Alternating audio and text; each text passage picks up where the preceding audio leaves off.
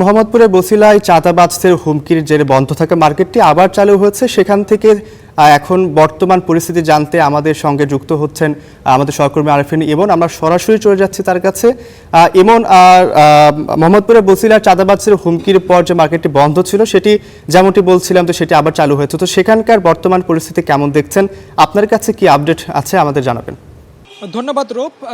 আমি এই মুহূর্তে রয়েছি মহাখালীর বছিলার মোহাম্মদপুরের বছিলার যে মার্কেটটি, অর্থাৎ 40 ফিট যে এলাকাটি, সেই এলাকার সেই মার্কেটটি যেখানে চাঁদা দাবি করা হয়েছিল এবং যেখানে বলা হয়েছিল যে চাঁদা না দিলে সম্পূর্ণ মার্কেটটি বন্ধ থাকবে।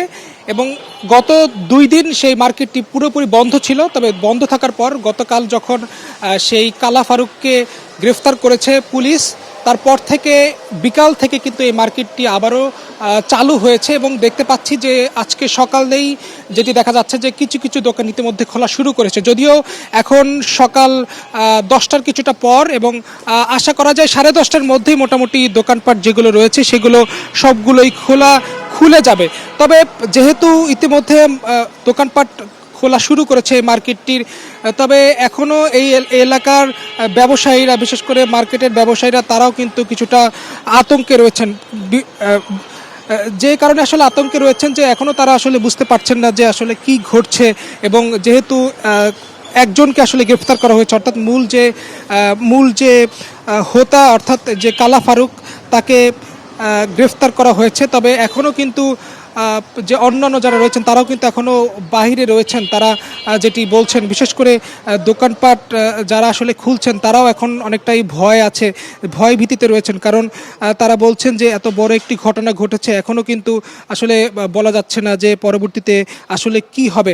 এবং এই এলাকার যেমন এই মার্কেটটি যেমন খুলেছে, তবে এই এলাকার ঠিক পাশেই বছিলার যে বছিলা হাউজিং রয়েছে, সেই বছিলা হাউজিংয়ের ওইখানে একটি সিলিন্ডারের দোকানেও কিন্তু এরকম একটি 2 লাখ টাকার চাঁদা দাবি করা হয়েছিল এবং সেখানেও কিন্তু সেই দোকানটিকেও কিন্তু বন্ধ করে দেওয়া হয়েছিল। পরবর্তীতে যখন এই কালা ফারুককে গ্রেফতার করা হয়, সেই দোকানটির সামনে কিন্তু পুলিশ পুরো এলাকায় কিন্তু তাকে ঘোরায় চাঁদাবাজ, এবং ঘোরানোর পর পরবর্তীতে এলাকায় আসলে মাইকিং করে বলে দেয়। তবে এখন যে মার্কেটটিতে আমি এখন অবস্থান করছি, 40 ফিট এলাকার বছিলার 40 ফিট এলাকার এই মার্কেটটি কিন্তু দেখা যাচ্ছে যে সকাল 10টায় এসে যেমনটি দেখা যাচ্ছে যে দোকানপাট মোটামুটি খুলতে শুরু করেছে। এবং এই মার্কেটটি উপরেও কিন্তু আরও বেশ কয়েকটি দোকান রয়েছে, বিশেষ করে জিম রয়েছে, এখানে রেস্টুরেন্ট রয়েছে, এবং সেগুলো কিন্তু গতকাল বিকাল থেকে কিন্তু খোলা শুরু করেছে। এবং এখন যেমনটি দেখা যাচ্ছে 10:15 বাজে, এখন মোটামুটি 10:30টার পর থেকে অন্যান্য যেসব দোকানপাটগুলো রয়েছে সেগুলো খুলে যাবে।